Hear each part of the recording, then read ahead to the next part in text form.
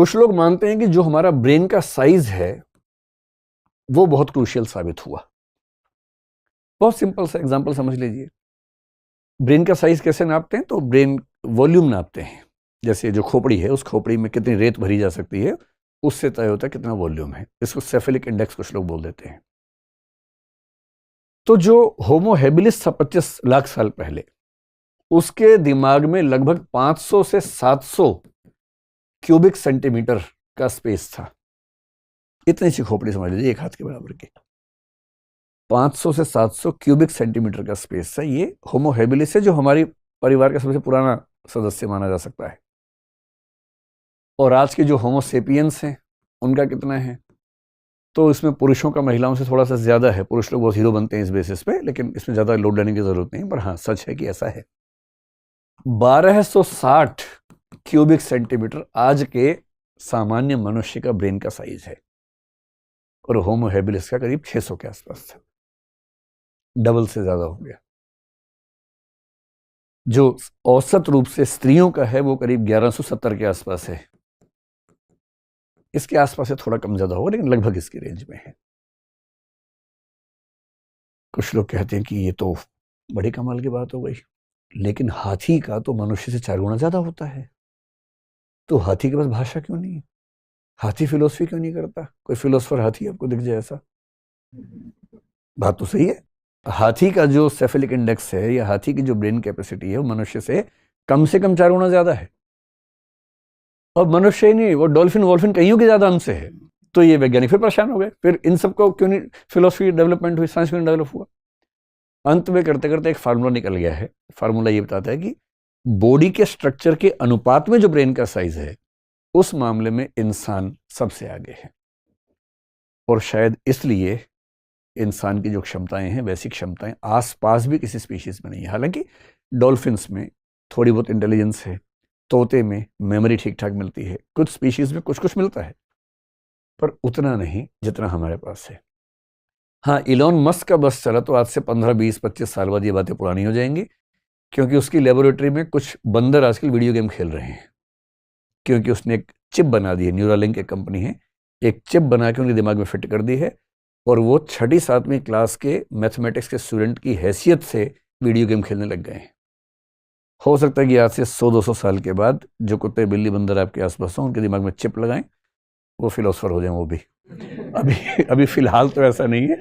एक दिन कभी न्यूरालिंक के बारे में बड़ा इंटरेस्टिंग टॉपिक है, बात करेंगे कि ब्रेन के स्तर पे क्या छेड़खानी इस समय कई कंपनियां कर रही हैं। न्यूरालिंक उनमें से एक बड़ी शानदार कंपनी है।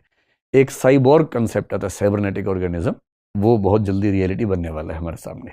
बहरहाल, अब इसमें क्या हुआ कि ब्रेन तो बड़ा हुआ, लेकिन ब्रेन में जो सबसे महत्वपूर्ण बात है, मैंने एक जो वीडियो बनाया था कुछ दिन पहले नार्को वगैरह के बारे में, उसमें एक कंसेप्ट का जिक्र किया था, प्री फ्रंटल कॉर्टेक्स। ये हमारे दिमाग का आगे का हिस्सा है, बड़ा हिस्सा है। जितने भी कॉम्प्लेक्स आइडियाज हैं वो सारे यहीं जनरेट होते हैं, और जितने भी अपराध हैं वो भी यहीं जनरेट होते हैं। इसलिए अपराधी व्यक्ति हो, कोई बहुत सिजोफ्रेनिक किस्म का हो, बहुत टेंशन में रहता हो, एंग्शियस रहता हो, इन सब का ये वाला हिस्सा काफी एक्टिव होता है। और क्रिएटिव लोगों का, साइंटिस्ट लोगों का भी एक्टिव होता है। तो अपराधियों को ठीक करने के लिए एक थेरेपी निकाली गई थी कि उनका वो हिस्सा बाकी हिस्सों से तार काट देते हैं बीच में। इसको बोलते हैं लोबोटॉमी। मैंने जिक्र किया था पिछले वीडियो में। पर मनुष्य जो बहुत बौद्धिक बना, उसकी बड़ी वजह है कि एक तो दिमाग बड़ा हुआ, और प्री फ्रंटल कॉर्टेक्स हमारा मेनली बड़ा हुआ, और हम कॉम्प्लेक्स चीजों पर सोचने की क्षमताओं से युक्त हो गए, जो बाकी स्पीशीज के लोग नहीं सोच सकते। अगर ये बंदर बोलने भी लग जाएंगे तो भी आप जब उनसे बात करेंगे, भैया कर्म सिद्धांत जानते हो और साइंस जानते हो, इलेक्ट्रॉन जानते हो, नहीं समझ पाएंगे क्या बकवास कर रहे हो आप लोग, क्योंकि उतना कॉम्प्लेक्स थिंकिंग की क्षमता उनके पास नहीं। तो ये सारा खेल कितने साल का है? लगभग पिछले 70,000 साल का, जब ये क्रांति हुई। 70,000 साल पहले, 75 नहीं, 70,000 साल पहले। अब देखिए मनुष्य के पास क्या है? भाषा है, इमेजिनेशन, इंटेलिजेंस, ये सब हो गया है। ये सब हो गया तो उसने क्या बना दिया? उसने सोसाइटी बना दी, उसने फैमिली बना दी। कभी आपने किसी स्पीशीज में फैमिली देखी है? मतलब वो बंदर बंदरिया की शादी मदारी करवाता, उसे छोड़ दीजिए, वरना कभी आपने देखा होगा कि एक बंदर फैमिली जा रही है, बड़ा बंदर, उसकी पत्नी, 3 बच्चे पीछे पीछे जा रहे हैं, ऐसा कभी नहीं देखा होगा ना। माँ और बच्चे देखे होंगे, क्योंकि माँ और बच्चे नेचुरल फैमिली है। बाप फैमिली का नेचुरल हिस्सा नहीं है, वो तो इंसानी सभ्यता में धीरे धीरे होते होते हो गया। नेचुरल पार्ट वो फैमिली का नहीं होता है। फैमिली बनी, मैरिज बनी, किनशिप बना, समाज के नियम बने, नॉर्म्स बने, नैतिक नियम बने, ये करना ठीक है, वो करना गलत है, सब बना क्योंकि खोपड़ी ऐसी बन गई।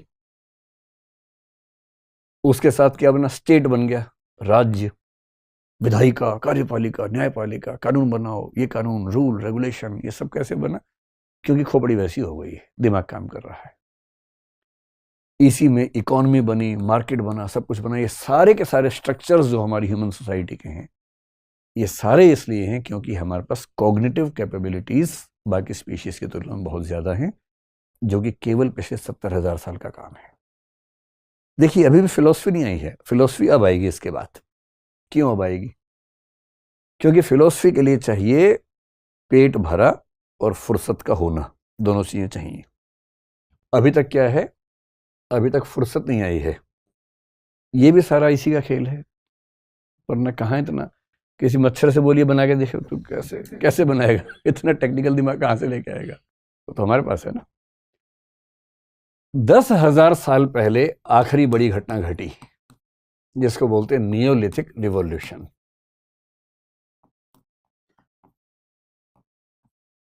सरल भाषा में कृषि क्रांति बोल लीजिए, एग्रेरियन रिवॉल्यूशन कह लीजिए। 10,000 साल पहले इंसान को पहली बार यह समझ में आया कि खेती कैसे की जा सकती है। उसके पहले खेती नहीं आती थी। पेड़ पौधे थे, फल फूल होते थे, खाते थे उनको, पर खेती खुद करना नहीं आता था। सोच लीजिए कैसा जीवन रहा होगा उनका। पेट भरने के लिए क्या करेंगे? दो ही तरीके हैं, या तो किसी को मार के खाएंगे, जिसको हम आखेटक समाज बोलते हैं, हंटिंग सोसाइटी बोलते हैं, या इकट्ठा करेंगे, गैदरिंग सोसाइटी बोलेंगे कि भाई वहां बहुत सारे पेड़ हैं, वहां से फल तोड़ के ले आओ, सब्जियां तोड़ के ले आओ, खा लो। यही सब कर सकते हैं।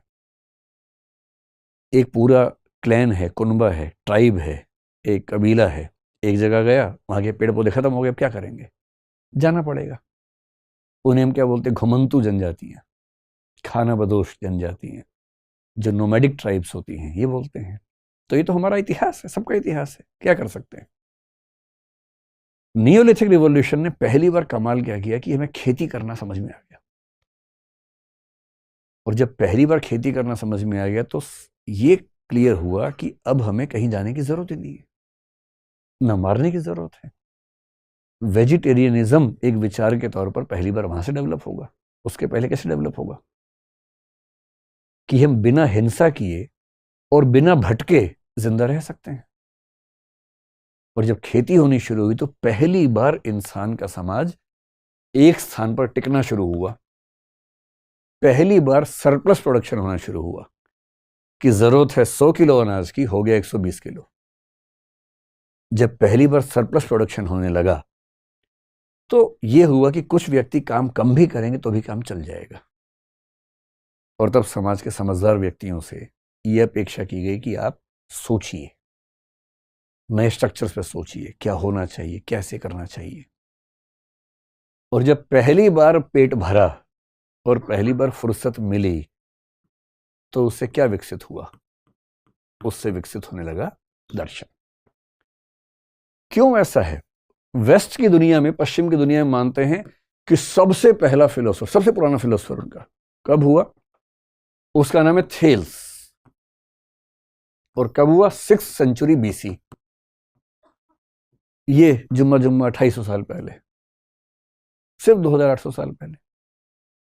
मतलब आप सोचिए, 370 करोड़ साल के जीवन के इतिहास में 2800 साल पहले पहला दार्शनिक पैदा हुआ पश्चिम में। भारत का दर्शन उनसे बहुत प्राचीन है। और भारत में तो 6th सेंचुरी BC में तो बुद्ध और महावीर अपना दर्शन दे रहे हैं। और वो किसके खिलाफ दे रहे हैं? वैदिक औपनिषदिक दर्शन के विरुद्ध हैं, विरुद्ध या कम से कम उससे संशोधन करना चाह रहे हैं। इस समय से कम 1000 साल पहले हमारे पास वेद और उपनिषद का दर्शन विकसित रूप में आ चुका है।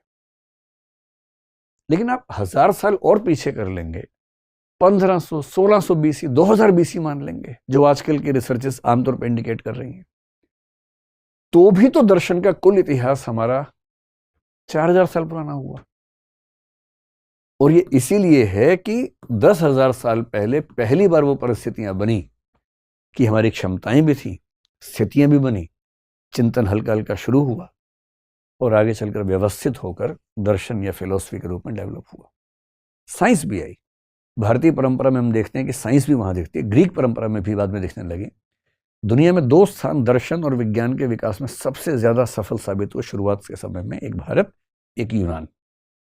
बेबीलोनियम में भी है, मिस्र में भी है, लेकिन विज्ञान और दर्शन का ज्यादा विकास यूनान और भारत में आपको दिखेगा, क्योंकि इन दोनों स्थानों पर चिंतन की परंपरा थी, विमर्श की परंपरा थी, रोक टोक नहीं थी। हर व्यक्ति सोचे, गहरा सोचे, इसकी आजादी उस समय दी गई।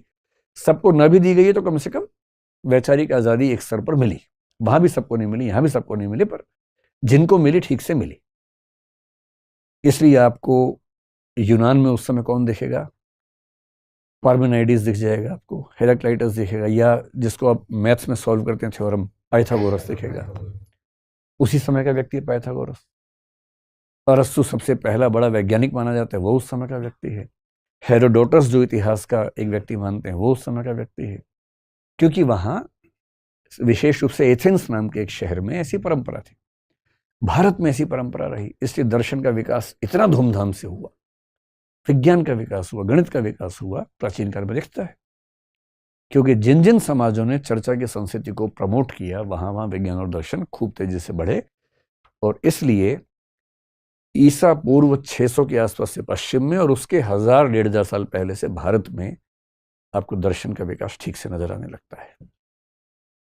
इसलिए ऐसी बातों में मत आइएगा कि हमारा दर्शन तो 10 लाख साल पुराना है, हमारा दर्शन तो 380 करोड़ साल पुराना है। ये सब ना कल्पनाएं हैं, आस्थाएं हैं, भावनाएं हैं। कुछ लोगों को भावनाएं हैं, किसी को भावना है तो अच्छा है, हमें उससे क्या दिक्कत है। लेकिन जब आप सोचने के स्तर पे आएंगे तो आपको समझना पड़ेगा कि सच कहाँ है और हमारा एग्जिस्टेंस क्या है।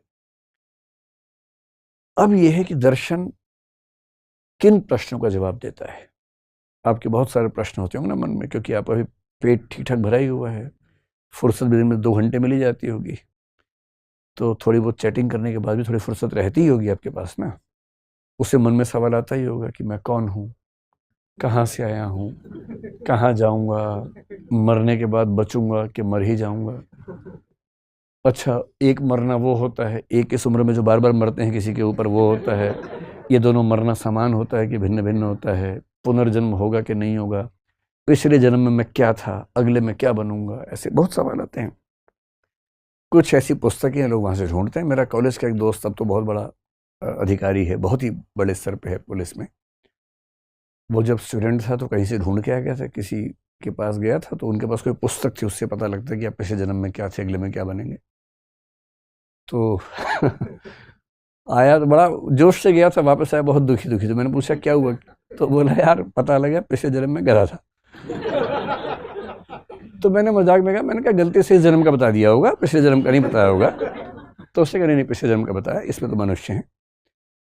फिर मैंने कहा ठीक है, पिछले जन्म हो तो गया, टेंशन किस बात की है। बोला अरे नहीं यार, अगले में भी गधा लिखा हुआ। तो मैंने कहा दरअसल ये हैट्रिक है तुम्हारी, तुम्हें आइडिया नहीं इस बात का। और तो ऐसा भी है, पता नहीं अगले जन्म में क्या बन जाए क्या ना बने। तो रहस्य है इन सब चीजों को लेकर, जिज्ञासा तो होती है। तो थोड़ा सा समझ लीजिए कि फिलॉसफी में क्या क्या होता है, ताकि आप ये समझ सकें कि अगली चर्चा में आना है कि भाग जाना है आज से ही। तो आज की चर्चा के बाद कुछ लोग अगली चर्चा में भाग लेंगे, बाकी लोग भाग लेंगे, है ना। तो 2 ही तरीके हो सकते हैं। तो फिलॉसफी में हम लोग क्या क्या समझने का प्रयास करते हैं। फिलॉसफी में सब कुछ पढ़ा जाता है। कहते हैं philosophy is the mother of all sciences, mother of all discipline. क्यों? क्योंकि शुरुआती मनुष्य जब बहुत परेशान होता था, अचानक बरसात आने लगी, शिकार करने गए थे, सामने शेर आ गया भूखा, वो भी भूखा है शिकार करने के लिए। आप भी गए थे हिरण के चक्कर में, हिरण पीछे से देख रहा है, एंजॉय कर रहा है। आप भगवान से प्रार्थना करें, हे भगवान मुझे बचा लो, मुझे हिरण दे दो। सोचिए, शेर ने भी प्रार्थना की थी, हे भगवान एक मनुष्य देना, बहुत दिन से नहीं खाया है। अब भगवान तो न्यायप्रिय है, दोनों के साथ न्याय करना है उसे। तो उसकी बात सुन के आपको उसके सामने ले गया, तब तक आपने प्रार्थना कर दी, अब पशुपेश हो गया ना। बड़ा मुश्किल है, इन प्रश्नों का जवाब कैसे दें? प्रार्थना केवल हम थोड़ा ना कर रहे हैं, कि आप तो और स्पीशीज भी कर रहे हैं। बड़ी मुश्किल दुनिया थी उस समय। तो उस समय के जो मतलब बुद्धिमान लोग थे वो सोचते थे, बहुत ज्यादा ऑब्जर्व करते थे दुनिया को, चिंतन करते थे, कल्पनाएं करते थे, और वहां से जो भी सोचा वो फिलॉसफी हो गई। आगे चल के क्या हुआ, कुछ कुछ विषय बनने लगे, फिजिक्स बना, केमिस्ट्री बना, बायोलॉजी बना। जो विषय अपने आप में इंडिपेंडेंट होता गया वो साइंस में चला गया, और जो साइंस नहीं सोच पाती है वो अभी भी फिलॉसफी में रहता है।